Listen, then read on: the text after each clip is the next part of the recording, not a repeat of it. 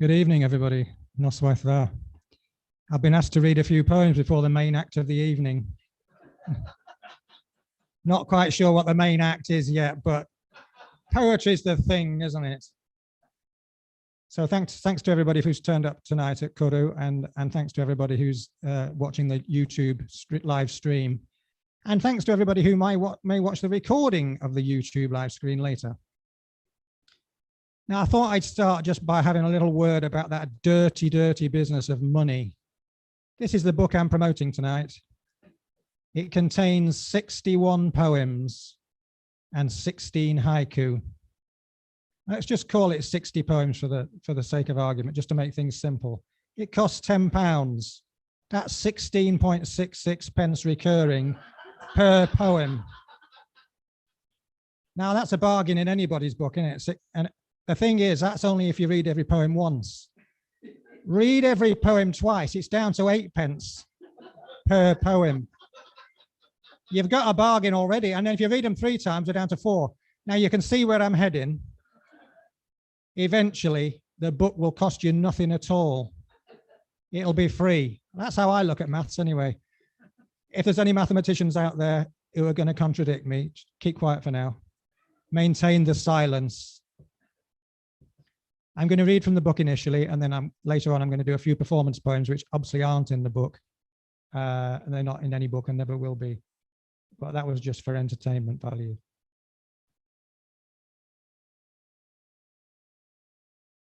I can hear the silence. Only when you drink from the river of silence shall you indeed sing. Khalil Gibran, Lebanese poet. Silence is like fertile soil, which, as it were, awaits our creative act, our seed. Arvo Pärt, Estonian composer. Music is the silence between the notes. Claude Debussy, French composer. I'm going to start with the first poem in the book, which is called Open Door. And it's a June poem, which is very appropriate because it's June. I can't remember how many years ago I wrote this, probably about 5 years ago, but anyway. It was written in my longhouse home out in the wilds of Wales. And it goes like this. Open door. June, and the door wide open. Silence, but for birdsong busying the air, especially the blackbird lighting up the mulberry tree. Rain drifting like thistledown, barely a caress. Frame of the door, a border to the world, an opening to be taken. Now I've written, for quite some years, I've written a series of poems that start with the words "and sometimes," and that comes from blues lyrics. I used to listen to a hell of a lot of blues music, especially in the 80s. So Lightning Hopkins, Sonny Terry and Brownie McGee, Big Bill Brunsey, Blind Lemon Jefferson. Then, so a lot of what occurs in a lot of blues songs is this lyric of, and sometimes I feel like a motherless child, for example. So I've taken that to write a series of poems that are not really connected at all, but are what you might call snapshots, what I'm calling snapshots of the human condition. I don't like that phrase, the human condition, very much, but if anybody can come up with something better, let me know and I'll use it in future. So I'm going to weave those poems, maybe about 3 of those poems, in and out of the other poems, but without any introduction to the poems themselves. I'll just go straight into those and sometimes poems. I just want to quote something here about poetry in general. And I only read this the other day, and it comes from a book that my friend Philippa bought for me. And it's by somebody called Charlotte Moore. It's an anthology of poems from a poetry reading group called The Magic Hour. And she says this: words click together a phrase becomes more than the sum of its parts.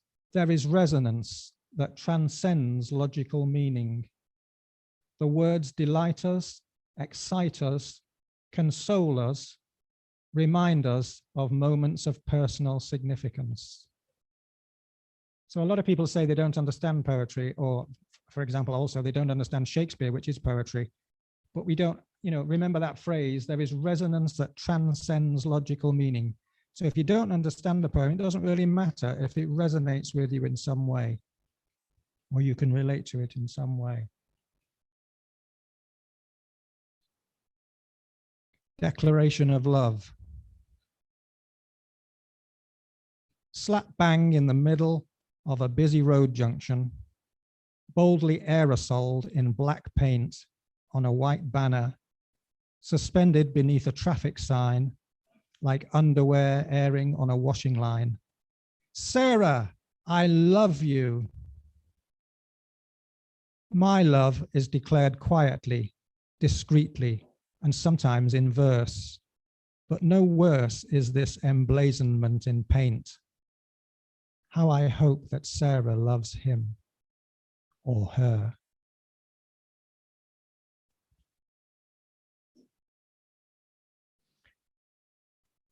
And sometimes your confidence and composure has been consumed by some invisible cackling monster.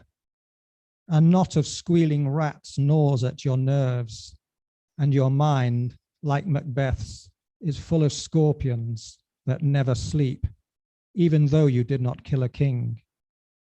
But maybe the blood of unknown sin is on your hands, and you grow weary of stabbing at the dark for a slit of light. Something hurts, but it is too vague to hold down, although there is music and birdsong, although the sun opens up faces like flowers. Everything on the hulking mountain overwhelms.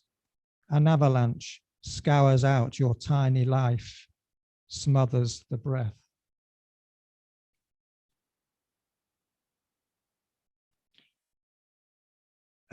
Some years ago now, and I can't remember how long, because I can never remember how long ago anything happened, but I was walking down Oxford Road in Manchester towards the university area, probably looking for an art gallery or a bookshop, as is my wont. And I passed a cafe, and the window was all steamed up, and I peered through. And there's something about cafes, especially steamy windowed cafes. I don't know what it is, but there's something about them. And as so often happens for me, I thought, there's a poem there.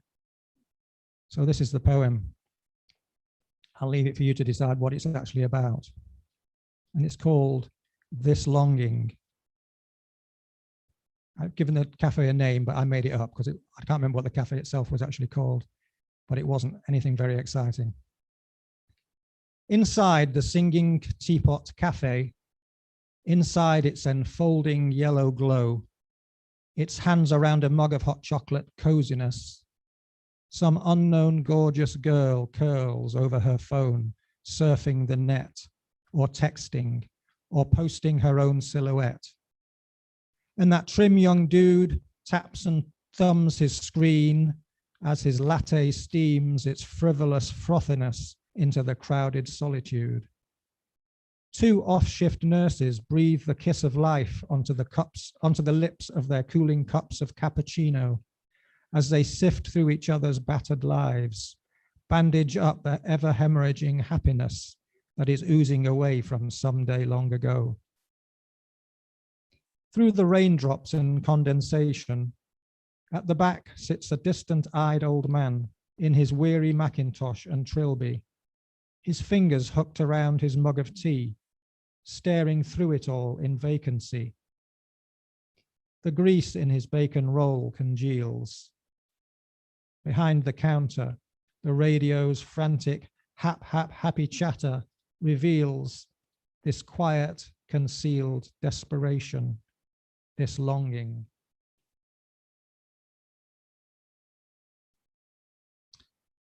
This next poem is inspired by a scene from a film. Jackie and I watch a lot of films. I've always watched a lot of films. In fact, when I was about 17, I used to watch a series on BBC Two called World Cinema. I've always loved foreign films in particular. But this one, well, this one was foreign, it was American. But having said that, it's one of the best films I've ever seen, and it's one that Jackie and I take out every now and again if we feel like we want to really enjoy something. And it's got a very poetic theme. It's called Paterson, directed by Jim Jarmusch, and it's based in the city of Paterson, which has a lot of poetic connections because William Carlos Williams, one of America's foremost poets, was practiced as a doctor there for many years. And Allen Ginsberg comes from Paterson, grew up in Paterson, and was inspired by William Carlos Williams. And Bob Dylan, in his song Hurricane, about Hurricane Carter, who was a black boxer who was wrongly convicted of murder. Hurricane Carter was also from Paterson. So there's lots of connections with poetry. And I'd highly recommend the film if you have any interest in poetry at all. It's a real feel-good film. There's even a dog in it called Patterson. I think the dog's called Patterson. And the main character's called Patterson. Well, that's Jim Jarmusch, I think. Anyway, it's called The Gift, and it's based on a particular scene from the film. I was sitting on a bench, gazing at water, falling, flowing. It was spring. A stranger came by and sat down next to me. He hesitated, started to make conversation about poetry. Do you like poetry? He asked. Yes, I said. We talked a little of poets we like, and then he asked me, do you write poetry? No, I said. No, I don't. I'm an engineer. We talked a little more, and then he got up to leave. He drew a book from his bag and handed it to me. I flipped through the pages. They were clean, cream, and blank. It is a gift, he said. You might think of something.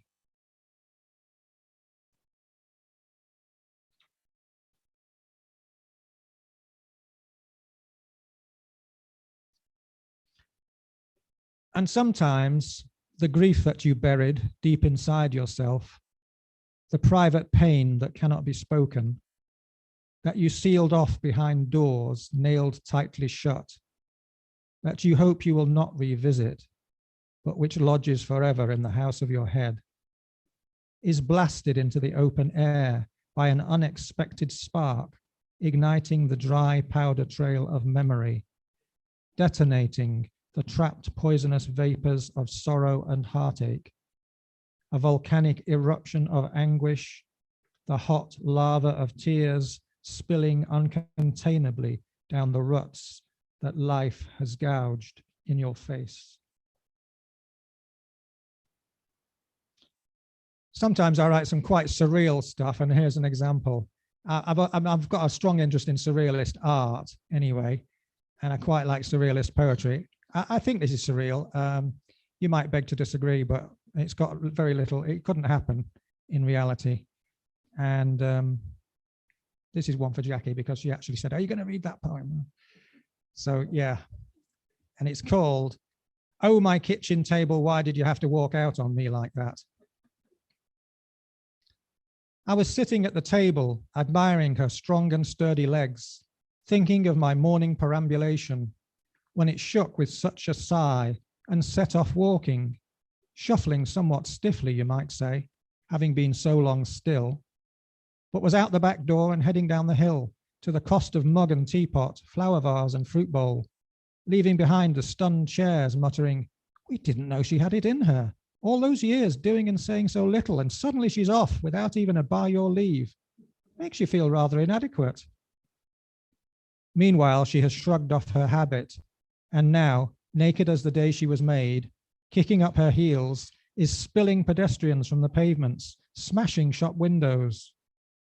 Soon, all too soon, police radios crackle and the riot squad begins to close in with their shields and truncheons. Or are those table legs in their cruel fists?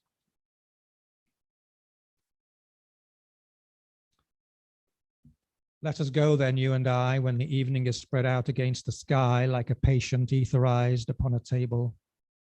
Let us go through certain half-deserted streets, the muttering retreats of restless nights in one-night cheap hotels and sawdust restaurants with oyster shells. Streets that follow like a tedious argument of insidious intent to lead you to an overwhelming question. Oh, do not ask, what is it? Let us go and make our visit. In the room, the women come and go, talking of Michelangelo.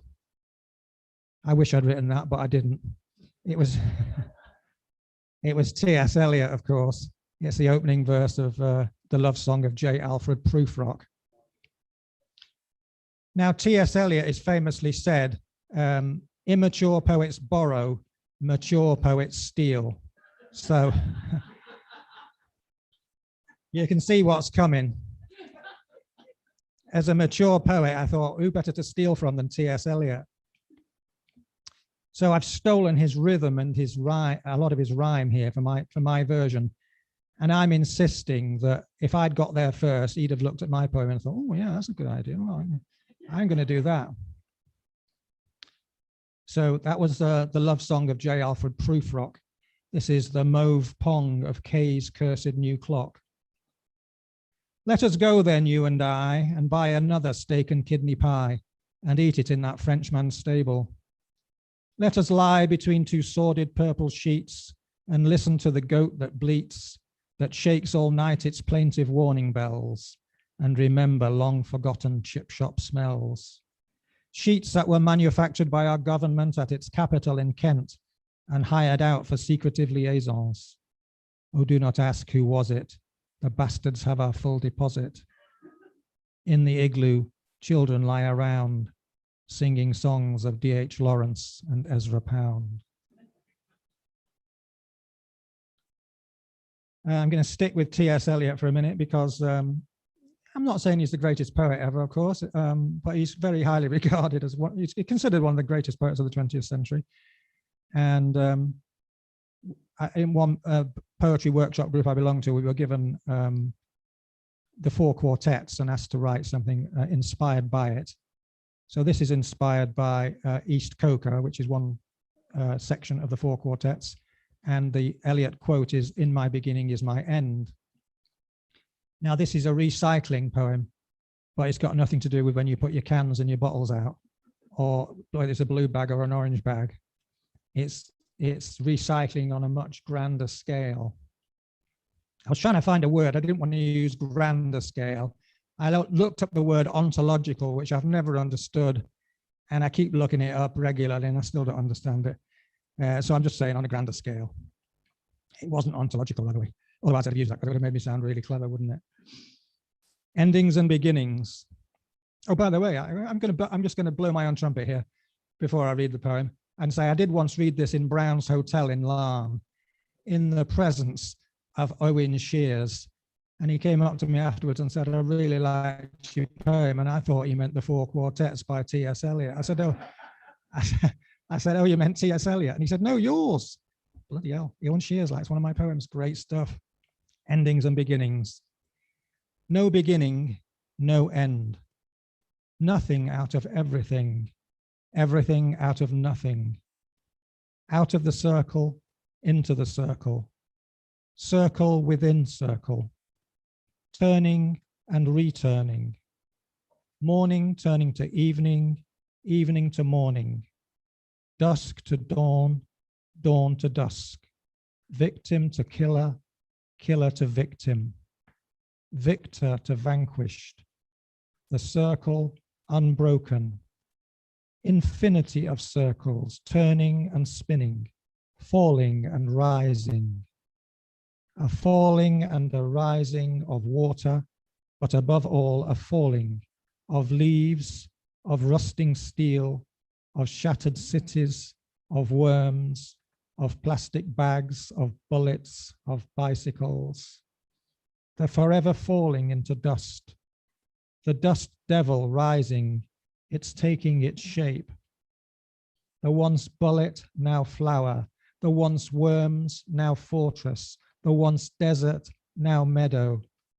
The sun's engine cranking dust into dust. All new creation a recycling, even the poem.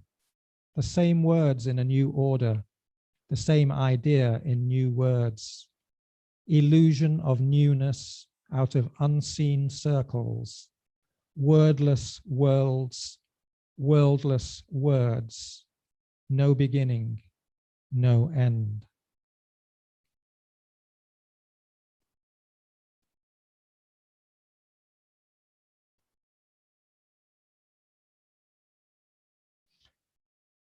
And sometimes you feel the intense, sickening excitement of life to be lived, the uncultivated pasture, the thrumming streets of cities, shelves of unread books, unseen, unheard art, songs as yet unsung, strangers as yet unmet, roads and tracks untraveled, forests and lakes beckoning, all things impossibly spread out before you, and the sky over deserts burning its darkness into your scarcely trodden life.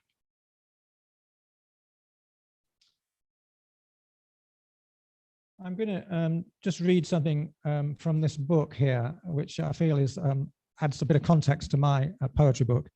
It's called Silence in the Age of Noise, and it's by a Norwegian explorer called Erling Kagge. Is there a fluent Norwegian speaker in the room? Because I'm happy to be corrected. And yeah, there might be somebody in Sweden who could answer that. Yeah, but they're not able to communicate with me, I don't think. No. So obviously, there's a theme of silence going on in my book, one way or another. So Erling Kagge says this: silence in itself is rich. It is exclusive and luxurious, a key to unlock new ways of thinking. I don't regard it as a renunciation or something spiritual, but rather as a practical resource for living a richer life, or, to put it in more ordinary terms, as a deeper form of experiencing life than just turning on the TV to watch the news again.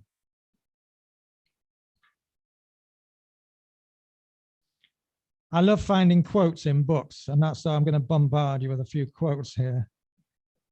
And yes. So in a minute, I'm going to read a few haiku. And again, I thought this was very relevant. There's a Japanese poem written by an unknown poet from the Matsushima group of islands, and it's comprised of only 2 words, "O Matsushima." Erling Kagge says, "I am particularly fond of that poem. The poet was apparently so overwhelmed by what he observed, the beauty that revealed itself, that all he could manage was to say the name of the islands before falling into silence." If the poet had continued writing more about the feelings he experienced, reflecting on them and conceptualizing, I fear his thoughts would have ruined the poem. The poet fumbles his way around through too many words. So that's a little theme I'm going to return to, but that's just my way of introducing a few haiku.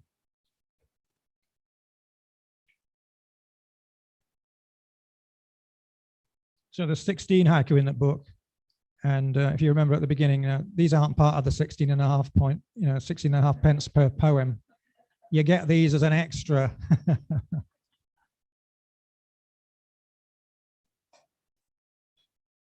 Hearing nothing in the night's silence, the clocks tick.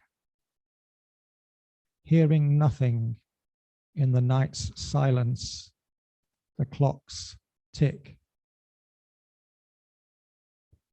His war now over, 1 arm, 2 legs left in the desert. His war now over, 1 arm, 2 legs left in the desert.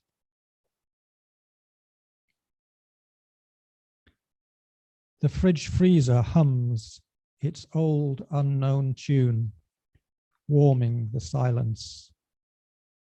The fridge freezer hums its old unknown tune, warming the silence. Oh, right. Stick with the book. This next poem, it all actually happened. And for me, it's about how we make assumptions about people based on their appearance. When you know absolutely nothing about them, we just kind of make big assumptions, don't we? Well, I do anyway. One of my human failings. This took place in Wells in Somerset in the Bishop's Palace. And as I say, it all really happened in the Bishop's Palace. Please feel free, the notice said, to play the piano. He did. The man who looked, I thought, quite unlike a pianist. With a delicate touch and profound feeling, he played Eric Satie's Trois Nocturnes. Eager to impress, I said, I know that was Eric Satie. Was it Trois Nocturnes? The third, he said. He went on to play Chopin and Beethoven with a delicate touch and profound feeling. Later, on the street, as we passed the busking Russian violinist, the piano player passed us, looking like a builder or a bus driver or a window cleaner, or so I thought.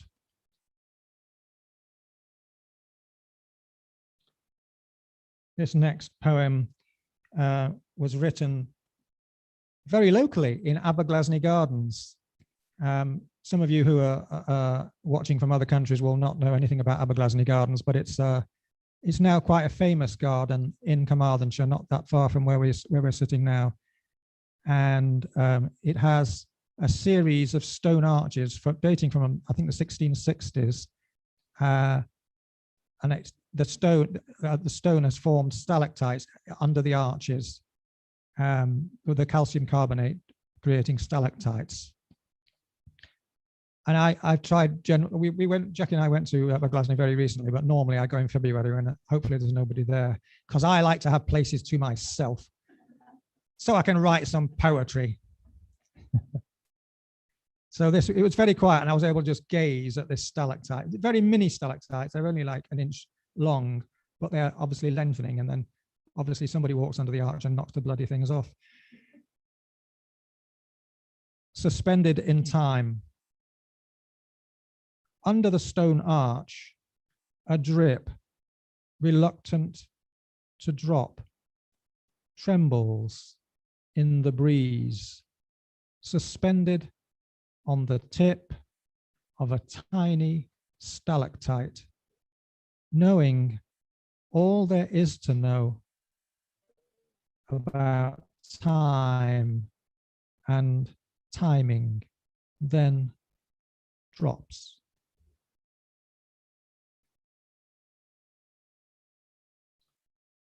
I'm going to quote from that Norwegian explorer again. Is there a canary in the room?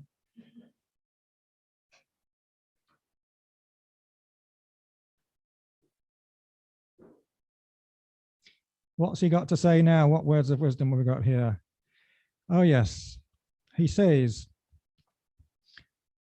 I heard a story about the war hero Klaus Helberg. This guy's Norwegian, by the way. I heard a story about the war hero Klaus Helberg, who later became a respected guide in Norway's mountain region. Early one morning, Helberg led a group of hikers out from Finserhytte, a famous Norwegian mountain cabin. The summer light was returning, winter had released its hold, and new colors were emerging everywhere. The conditions were fantastic, and instead of commenting on it, he began the hike by handing out slips of paper to each of the participants, on which was written, "Yes, it is totally amazing." I've often thought of that story. After a long life on the mountain, and with an expansive understanding of occupying German forces, Helberg understood the way that words create boundaries for our experiences. He wanted to avoid a situation in which members of his group were continuously remarking to each other throughout the day on just how amazing everything was. instead of actually concentrating on it being amazing. Words can destroy the atmosphere. They are unsatisfactory. Yes, it is incredible to share grand experiences with others, but talking about it may distance us from what is happening. At times, I am struck that it is the simple pleasures, such as studying green moss on a stone, which are the most difficult to put into words. Helberg wanted everyone to see, think, and wonder at the mountains, the sky, and the moss, and the plants that had tentatively begun blooming for one more spring.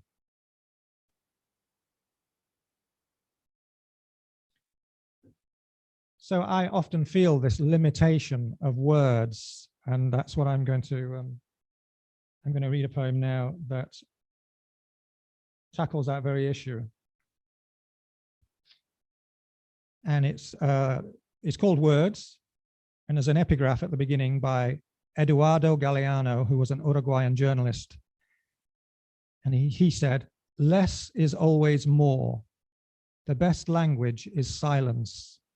We live in a time of a terrible inflation of words, and it is worse than the inflation of money." Drowning in a torrent of words, overwhelmed by the weight of words. Too many heard, too many said, too many thought, too many read. Sometimes I want a number, just one, naught.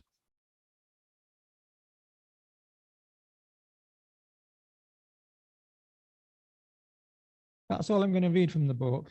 I'm going to do a few performance poems. I'm not sure how the time's going, but yes. Yeah, I've read some of kind of the more easygoing, gentle, up-feeling, what's the word? Good feeling poems from the book. I should say to anybody who's thinking of buying it that it does contain 2 suicides, one poem about domestic abuse and another about child grooming. So I do tackle these difficult subjects, and I feel very drawn to them, and I think they need to be written about. But it's not a good evening's entertainment, is it?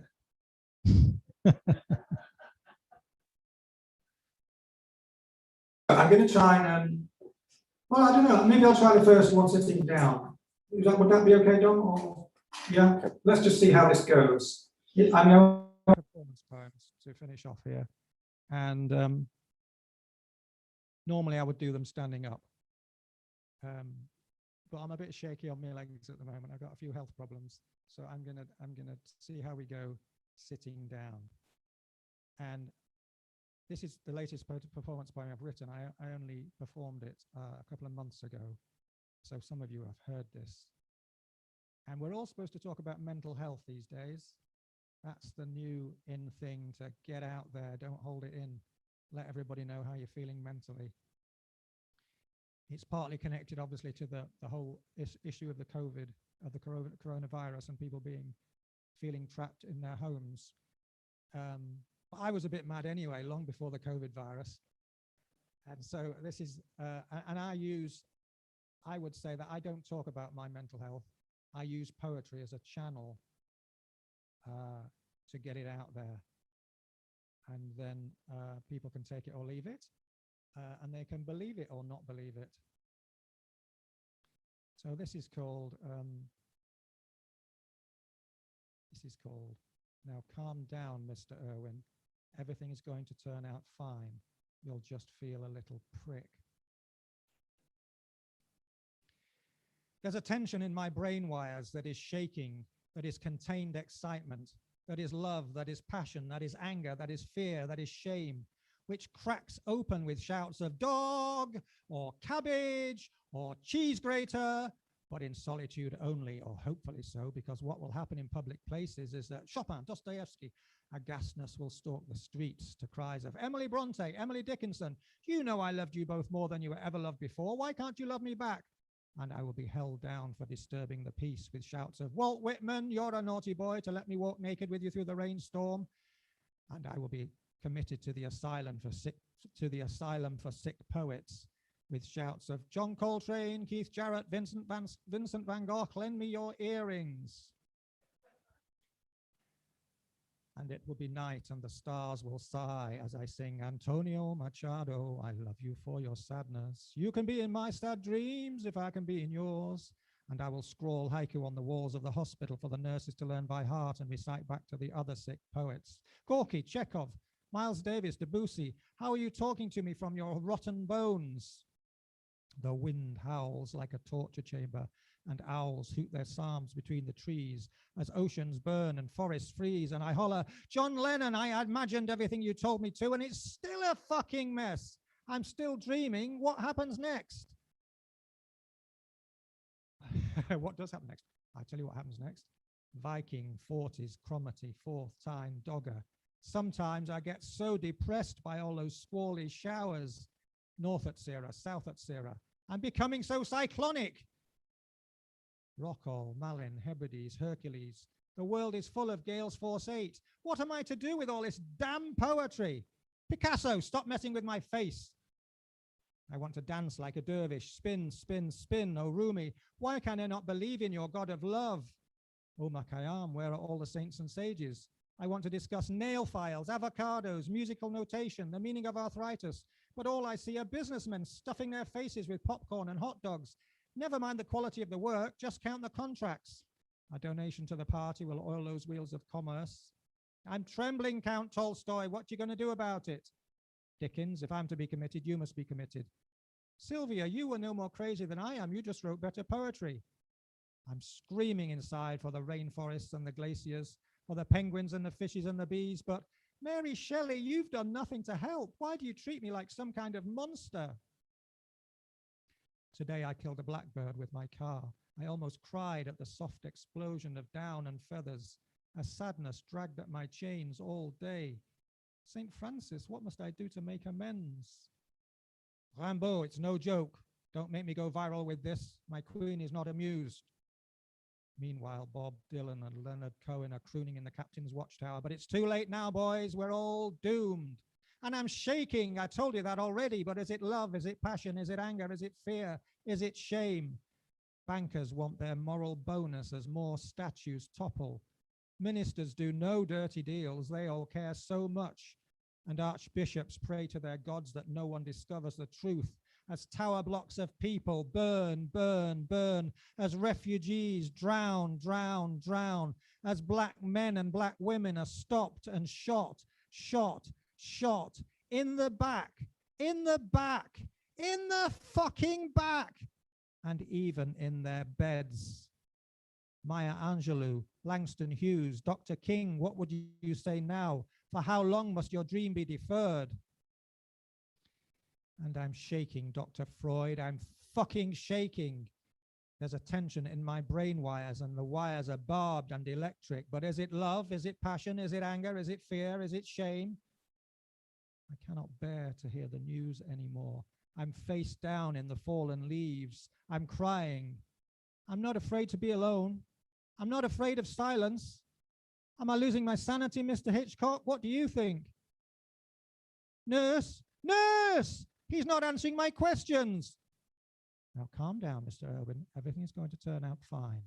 You'll just feel a little prick.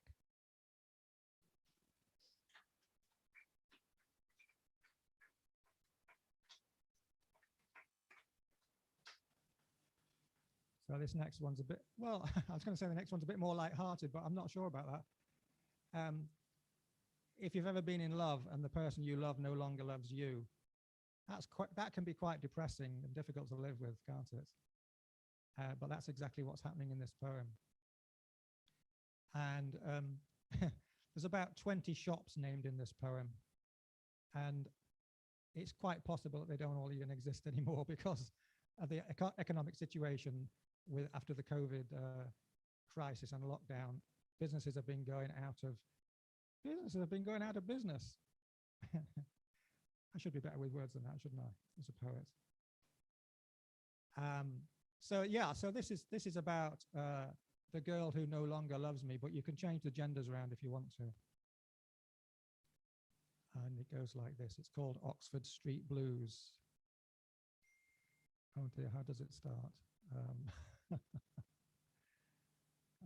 I'm following her down Oxford Street, dodging shoppers and bags, keeping in view her gorgeous ass, all the way past Waterstones, Calzedonia, New Look, Top Man, Gap.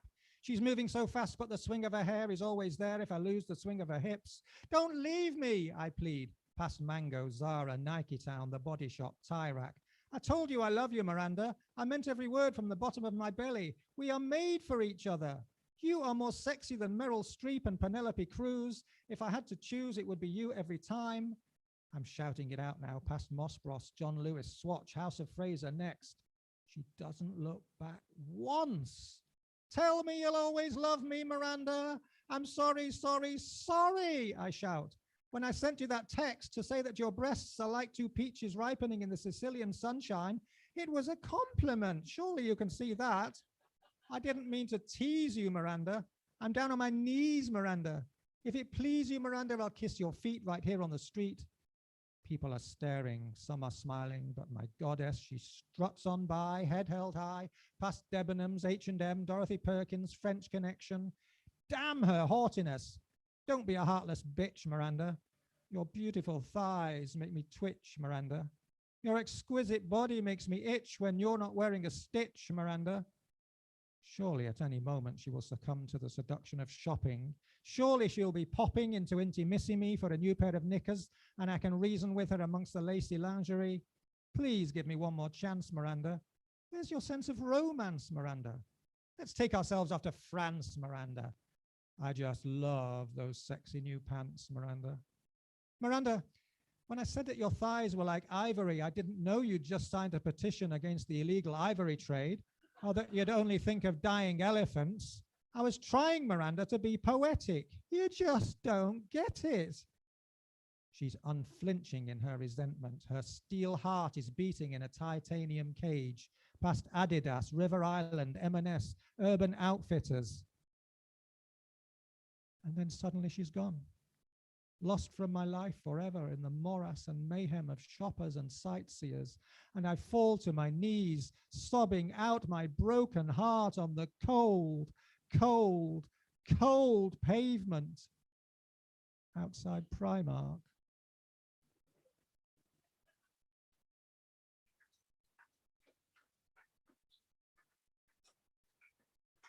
Jeff and Val, thank you very much for that. This next one actually has the same theme, but is presented in a different way. So this is for all you cowboys and cowgirls out there who may have lost the love of your life. It's called The Urban Cowboy's Love Lone Lament. I forgot to bring my hat along, so I'm gonna have to do it without the old hat this time. Oh, I was being offered a hat, but it's not a cowboy hat. I'm not sure it's a good idea, but you never know. It's a possibility. Thank you so much, Mr. Linden.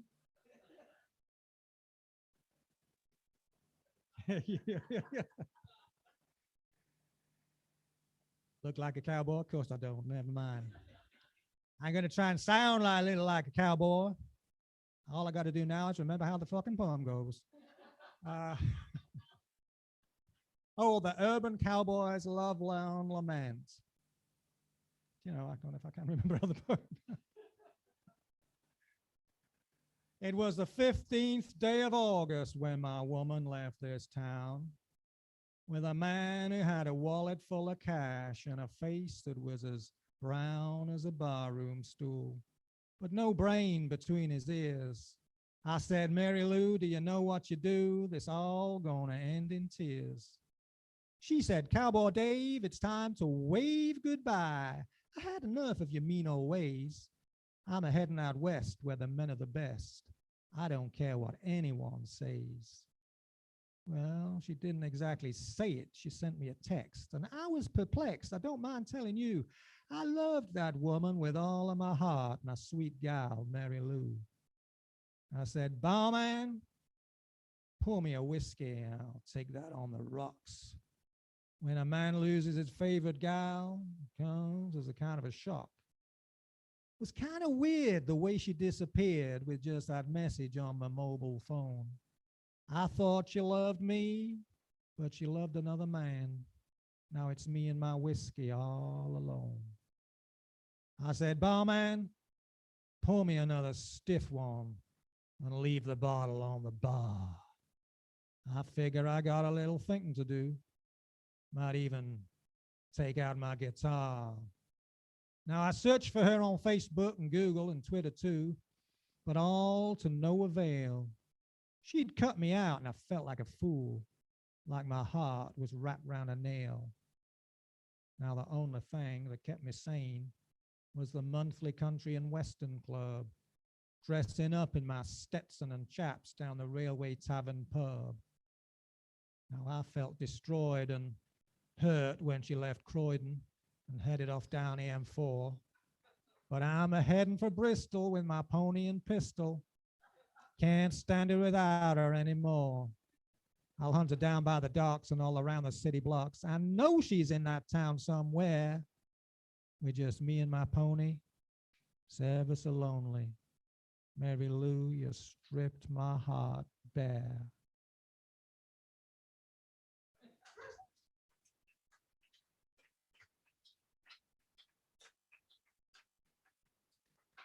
Well, I'd like to thank you all for coming along to this little hoedown tonight.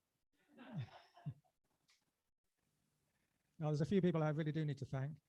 And let's start with, first of all, because it's about my book, Plain Song from the Backstreets of Silence. There's a man called Dave Lewis who did all the work on preparing it for printing and designed the front cover with some input from me. And if anybody, I mean, I don't think I'm a good enough poet to kind of present myself to a proper publishing house. So basically, my book is self-published. Field Maple Press is the name of my own press, so to speak.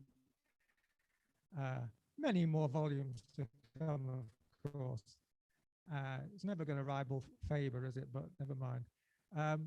So I'd like to thank Dave Lewis for all the work he put in. And if anybody else, is thinking of publishing a book of poems and is going to go the self-publishing route, I would highly recommend Dave Lewis. He's got a company called publishandprint.co.uk, and he was brilliant. I was so particular about how the book needed to look. And the order of the poems, and whether one started on the left-hand page or the right-hand page, etc., etc. And he never lost patience with me once. Swore a lot, I think, in his private room. But I'd like to thank Dominic Williams, who's done all the techie stuff for me tonight and organising a live stream. It wouldn't be going out to so many people without Dom's efforts, and Dom and Mel generally, as part of Write for Word, who organized so much live poetry in this very bar now, from now on. And, it's great to be able to come out once a fortnight now. It used to be once a month, and read poetry, because, you've got to get it out there. And it's the people who put the time in organizing it that need to be thanked.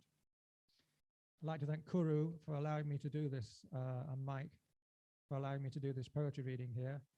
And well, may there be many more, possibly. Steve, I think Steve Trahan, where are you, Steve? Oh, yeah, there you are. Yes, taking some pictures. Yeah, thank you very much, Steve. And generally being very supportive. When you're writing and performing stuff, well, I feel anyway, it's important to have support. You don't want to be a lone voice and feeling that you're just trying to get it out there, but nobody's really taking any notice.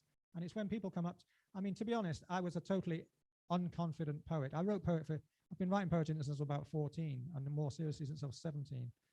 And I'm only 25 now, I know, but but I had no confidence until I did read in pubs in the 80s a few times, but it was when I came to the Poems and Pints at the Queen's, it was run by Dom and Anthony Jones at the time, that I got more confidence, but because I'd read my stuff and people would come up to me afterwards and say, "Oh, Dave, that was brilliant. When did you write that?" Oh. Then somebody came up to me and said, "Oh, you're published," that gave me more confidence. And it's what I'm trying to say is it's the people who come up to you and say, "Yeah, I really enjoyed that," that make a huge difference. And so, and Steve is one of those people. So yeah, thanks, Steve. I'd like to thank the audience, obviously, everybody who's turned out tonight. Really appreciate it, every single one of you turning up. It's, you don't want to be sat behind a microphone, in my case, or standing behind a microphone and have two people in the audience, like Dylan Thomas used to have.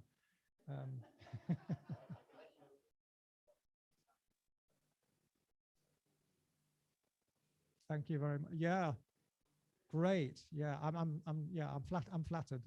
I really am. And finally, I just need to say the obvious, very biggest thanks to Jackie, my partner, who's done all the publicity, just bashing away at it. It's something I could not possibly do. And she's been massively supportive for me. I couldn't have done it without her. So thank you very much, Jackie. What more can I say?